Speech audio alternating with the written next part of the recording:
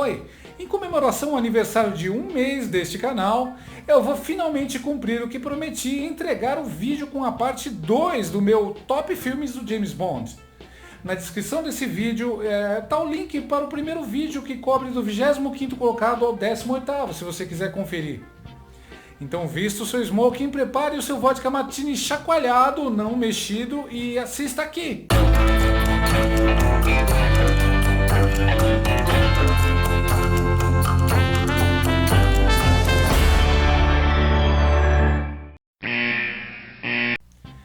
Em 17º lugar eu fico com Quantum of Solace, que é um filme que não funcionou.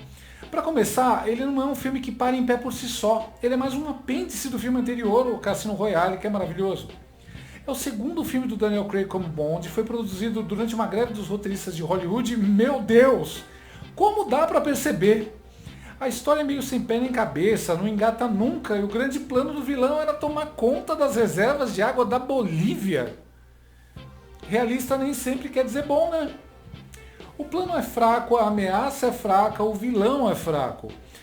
A ação tenta imitar os filmes da trilogia Bourne e falha. Fica muito frenética, com edição muito rápida e você não consegue notar o que está acontecendo direito. Todo mundo é mau caráter, nervosinho, babaca um com o outro. Não há alegria, leveza, senso de humor. Tudo é pesado e dark.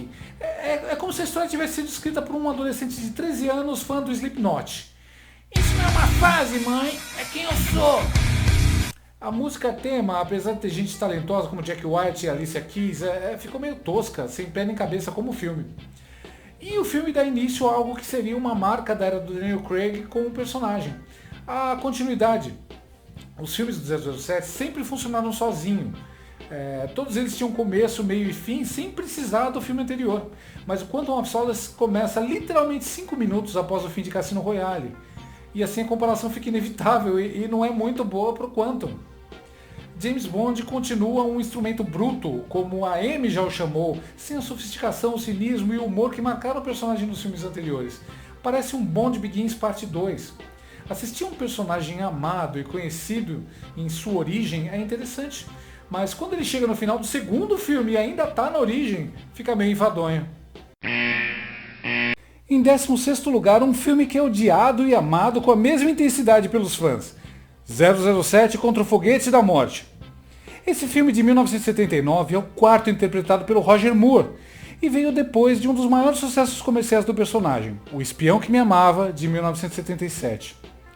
Eu já disse que normalmente o terceiro filme de um ator como James Bond é o melhor. É quando o ator e a equipe já estão à vontade com o personagem, foi o caso do filme anterior, O Espião que Me Amava. Só que o quarto filme costuma ser aquele filme em que eles ficam à vontade demais com o personagem e começam a exagerar. Filmes muito longos, com uma trama muito complicada, cenários gigantescos, muitos efeitos especiais, muito humor fora de lugar e tal. Essas coisas.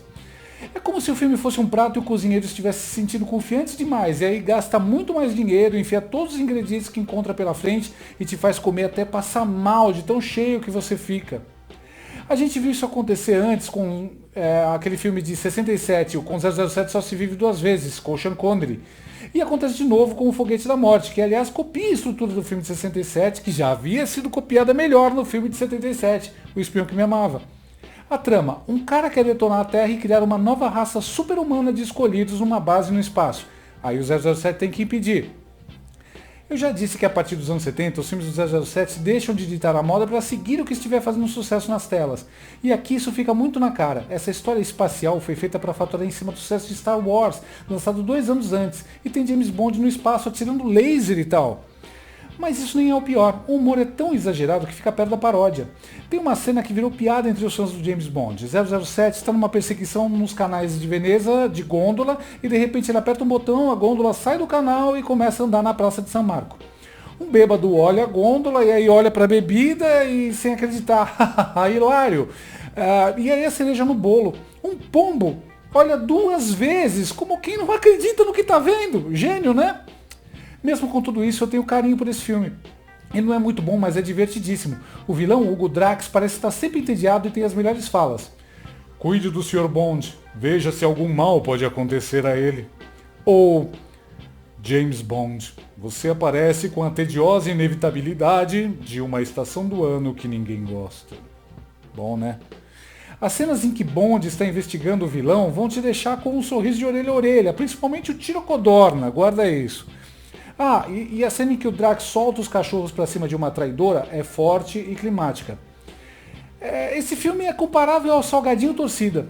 Você sabe que é ruim, mas é gostoso, poxa.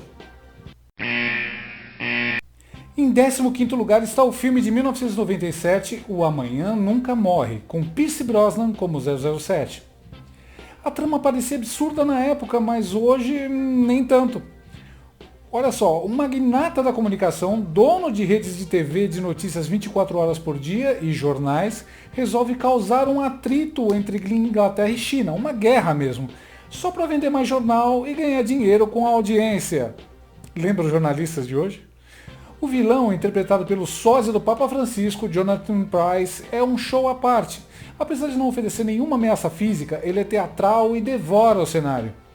Esse filme tem uma coisa bem interessante, ele mostra pra gente o que acontece com as ex do James Bond, quer dizer, as ex que conseguiram sobreviver, né?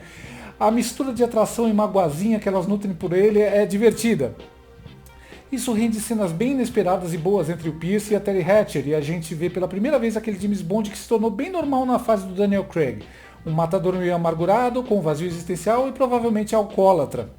Mas isso só dura uns minutinhos, até ele ganhar o brinquedo novo, uma BMW com controle remoto que, aliás, dá uma sequência muito bacana.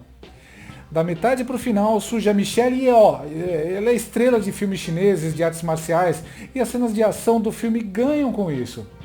No final é um filme comum, com um roteiro sem brilho, mas que fica muito divertido pela atuação do elenco, em especial o Jonathan Pryce, já citado, e o Pierce Brosnan, que já se sente muito à vontade como Bond. Uma curiosidade, esse filme foi lançado lá fora no mesmo fim de semana que Titanic, e mesmo assim conseguiu ser um sucesso estrondoso de bilheteria. O povo estava enamorado com o Bond de Pierce Brosnan. Em 14º lugar, temos o Permissão para Matar, que é um filme de 1989 com Timothy Dalton como James Bond. Eu já disse que dos anos 70 para frente, os filmes do 007 começaram a seguir modas cinematográficas e meio que imitar o que estivesse fazendo sucesso na época. É o que acontece em Permissão para Matar. Ele lembra demais filmes de ação do fim dos anos 80, como Máquina Mortífera, e séries de sucesso como Miami Vice. Como nesses filmes, o Bond ele se infiltra numa organização criminosa de um traficante latino para vingar um amigo. Para isso, ele abandona o serviço secreto britânico e embarca numa missão pessoal. Hoje, a gente já cansou de ver o Bond do Daniel Craig fazer isso. Nada mais é profissional. Tudo tem que ser uma missão em que ele está envolvido emocionalmente. Mas na época isso nunca tinha acontecido. Quando assumiu o personagem 2 anos antes, o Timothy Dalton exigiu que o Bond fosse mais próximo do personagem dos livros do Ian Fleming. Aquele cara meio melancólico, de saco cheio, sempre pensando em deixar a vida de matador para trás. Só que aqui isso é elevado à enésima potência e a gente vê um James Bond rancoroso, vingativo, com cenas muito violentas. No meio de uma briga, ele até tem o cabelo despenteado, para você ter uma ideia. Ele até sangra. Só que eles economizaram dinheiro e o filme ficou com um jeitão de produção barata da Canon, uma produtora meio chinfrim dos anos 80 que já faliu. Depois procura. É um dos filmes do James Bond com menos cara de filme do James Bond. O vilão ele não quer dominar o mundo nem causar uma guerra entre russos e americanos. Ele é só um traficante. Mesmo assim tem coisas muito boas. O Timothy Dalton é um excelente ator e ao contrário do Roger Moore e do Pierce Brosnan, ele convence como um assassino frio e inteligente. O vilão Sanchez é muito bem construído e você acaba se importando com ele. Tem a participação especial do Benicio del Toro, novinho e mandando muito bem. A Bond Girl principal é durona, sem ser feminista chata, e a música tema lembra aquelas dos anos 60, com divas e metais. Mas o público não estava pronto para um Bond assim mais realista. O filme não foi muito bem de bilheteria e ainda deu o azar de ser lançado no verão de 1989, em que competiu com filmes como Batman, Máquina Mortífera 2, Indiana Jones e a Última Cruzada e Ghostbusters 2. Não tinha chance. Resultado, nunca mais um filme do 007 foi lançado no verão, sabia? Ah, e logo após esse filme teve início uma batalha judicial pelos direitos do personagem que deixou James Bond fora das telas por 6 anos. Ao fim desse período, o Timothy Dalton já estava em outra e a produtora Eon foi atrás de um novo Bond, o Pierce Brosnan, mas isso é outra história. Enfim, Permissão para Matar é um filme que não é exatamente bom, mas que tem elenco e situações muito legais. O Timothy Dalton foi um desperdício, porque ele poderia ter sido o melhor de todos os James Bond se tivesse tempo para desenvolver o personagem, pegar filmes mais legais, com diretores mais capacitados. De todo jeito, vale muito a pena ver. Em 13º lugar, um filme diferente de todos na franquia, 007 a Serviço de Sua Majestade, de 1969. Foi o primeiro da série sem o Sean Connery como James Bond, e isso parecia o fim do mundo na época. Ninguém sabia se a franquia poderia sobreviver sem ele, que naqueles tempos era o cara. Ele definiu o personagem e atraía multidões ao cinema. Também foi o primeiro filme da série sem final feliz, o primeiro dirigido pelo até então editor Peter Hunt, e o primeiro e único com George Lazenby como 007. E o resultado foi um filme que não foi muito bem recebido na época, mas que foi sendo redescoberto nas décadas seguintes e hoje é muito querido pelos fãs. E tem fãs famosos como Christopher Nolan. Além de todas as diferenças que eu já disse, tem uma que é a mais marcante. Este é o filme em que James Bond se casa. Ele se casa com a filha de um mafioso para mantê-la na linha. E a filha nada mais é do que a Diana Rigg, que na época é famosa por uma série de TV chamada The Avengers, e que hoje o pessoal conhece por ser a velhinha do Game of Thrones. Mas tinha uma pedra no meio do caminho, e a pedra era o Blofeld, o líder da Spectre e arqui-inimigo do 007. O elenco está muito bem, o Telly Savalas deixa o Blofeld mais chade e bem longe da versão esquisitona, imortalizada antes pelo Donald Pleasence. A Diana Rigg está excelente, acho até que o filme meio que se perde quando ela não está em cena. E as sequências de ação são ótimas, com uma edição melhor do que a dos filmes anteriores. O Peter Hunt, ele conhecia bem o personagem e dá pra ver que ele colocou o coração no filme. Foi a primeira vez dele na direção, mas você nota uma preocupação detalhada com o tema, com a fotografia, com o climão do filme. A sequência de abertura em que vemos o novo James Bond com o rosto propositalmente escondido nas sombras para criar suspense, em que ele enfrenta bandidos e salva uma donzela na praia, à noite, é muito diferente e marcante. Infelizmente, o ponto fraco é o próprio ator principal. O George Lazenby era um modelo australiano, ele é esforçado, mas não era bom ator e não tinha o carisma e a presença de cena do Sean Connery. A única parte que isso ajuda é que dá uma certa fragilidade ao personagem, que cai como uma luva só na última sequência, que é de partir o coração. Não dá para imaginar o durão e cínico Connery fazendo uma cena dessas. Outro ponto negativo do filme é o desespero do roteiro em garantir para a plateia que, apesar do novo ator, esse é o mesmo agente secreto dos filmes anteriores. Tem uma sequência meio constrangedora em que eles esfregam isso na cara do espectador, mostrando gadgets usados nos filmes anteriores, acompanhados por trechos das músicas temas desses filmes. Mas como eram outros tempos, a primeira vez que um personagem famoso passava a ser interpretado por outro ator, dá pra perdoar. Outra coisa bizarra nesse sentido é a única vez em que James Bond quebra a quarta parede e fala com o espectador. Ele olha pra câmera e diz: isso nunca aconteceu com outro cara. Era só uma piada, mas deu origem àquelas teorias bobas de fãs que acham que James Bond é só um codinome e que cada ator diferente interpreta uma pessoa diferente que assume esse codinome. Ou seja, uma piadinha boba que foi longe demais. Tirando isso, é um filme feito com cuidado e muito amor. Ele influencia filmes famosos até hoje, como Inception, do Christopher Nolan, aquela sequência na neve, e o último filme do Daniel Craig com o personagem, Sem Tempo para Morrer. O 007 a Serviço de Sua Majestade vale muito a pena ser visto, nem que seja para ser mais estudado do que realmente apreciado. Em 12º, Sem Tempo para Morrer, o filme mais recente da franquia e também o que encerra a era Daniel Craig. Como eu já disse, os filmes do Daniel Craig inauguraram os conceitos de continuidade e de evolução do personagem na franquia. Isso é bom? Tem um lado bom e ruim. Dá para entender por que eles fizeram isso. Em uma era em que o storytelling ficou mais complexo e sofisticado, a plateia já não aceita mais que um personagem termine um filme do mesmo jeito que começou. E o James Bond sempre foi o personagem que não mudava por excelência. O próprio Ian Fleming falava que ele era menos um homem do que um instrumento do governo britânico. Era um cara que aparecia, derrotava os bandidos, seduzia a mulher do vilão, ia ao cassino, derrotava o vilão e terminava com a mocinha em veículos que iam desde botes salva-vidas no meio do oceano até foguetes no meio do espaço.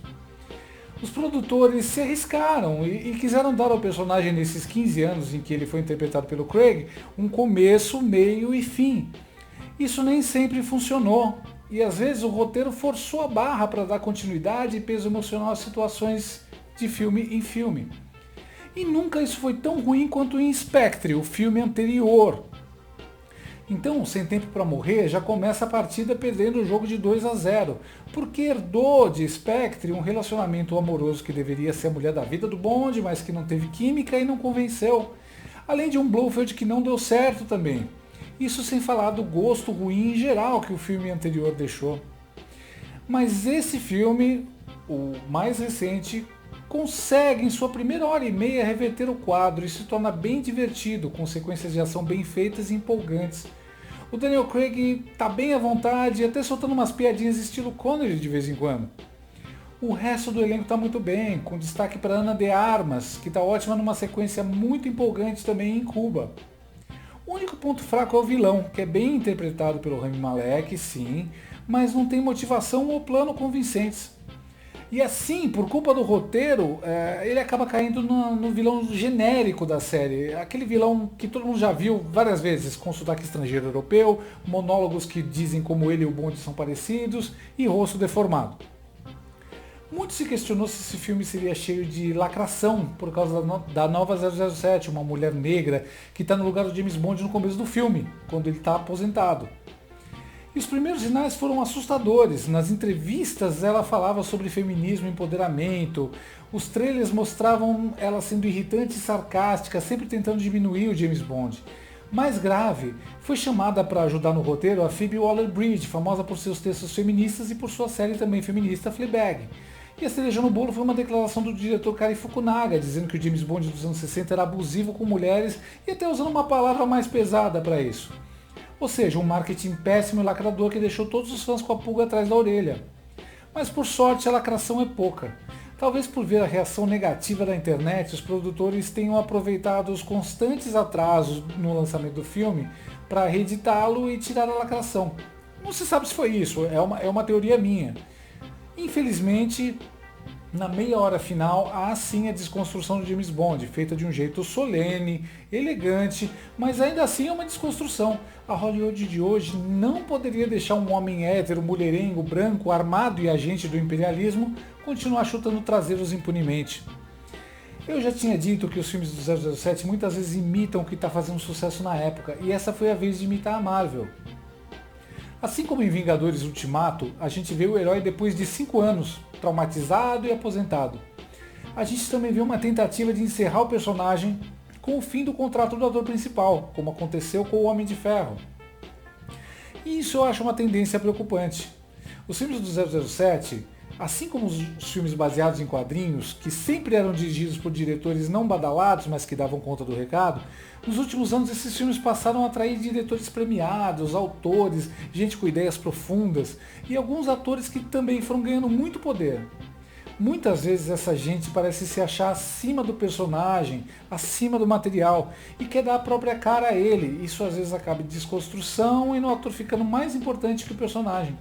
É uma tendência de nossos tempos e eu não acho que ela combine com o James Bond. Dito isso, Sem Tempo para Morrer é um bom filme, bem trabalhado, que vale a pena ser visto, mesmo ele se perdendo um pouco na última meia hora e deixando muita gente irritada. Em 11º lugar, Somente para Seus Olhos, de 1981, com Roger Moore.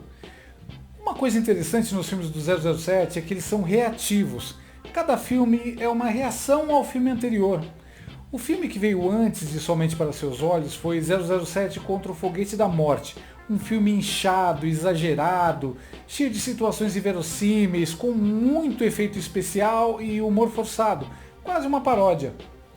Somente para Seus Olhos foi uma reação a isso e trouxe o James Bond de volta à Terra com os pés bem fincados no chão. É uma história de espionagem mais sóbria e séria, sem vilões caricatos querendo acabar com a humanidade.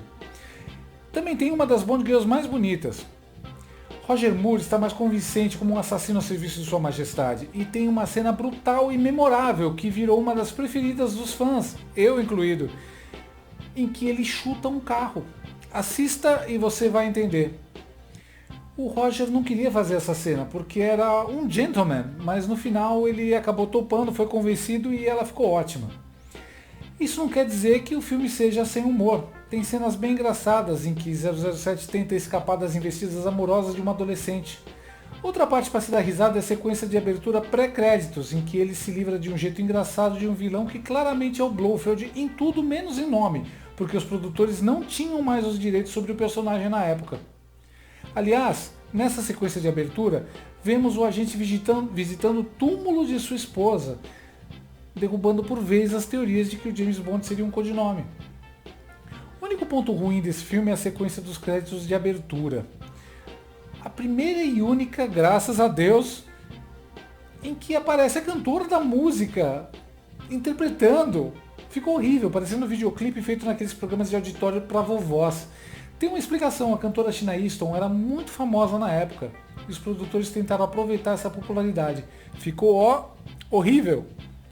Outra curiosidade, uma das Bond Girls do filme, a mulher de um vilão, era esposa do Pierce Brosnan, que 14 anos depois se tornaria o quarto ator a interpretar o 007. Enfim, é um filme com menos efeitos e roteiro mais pé no chão, que lembra mais os clássicos da era Sean Connery. Uma grande pedida, o segundo melhor filme com o Roger Moore, na minha opinião. Recomendo. Bom, chegamos ao fim da segunda parte do meu ranking de filmes do 007. Nunca é demais lembrar, o link para a primeira parte está na descrição desse vídeo. E em breve eu vou fazer um novo vídeo com o top 10, aí o bicho vai pegar porque é só filme animal mesmo. Então, enquanto isso, comente aí, diga quais são seus filmes preferidos, se você concorda ou não concorda. Se você discorda, não é o fim do mundo, cada um tem o seu ranking, tem o seu gosto. Aproveite para compartilhar, para curtir, para assinar o meu canal, se não tiver assinado ainda. E vamos embora, em breve, mais coisas sobre os filmes do 007. Valeu! Por hoje é só!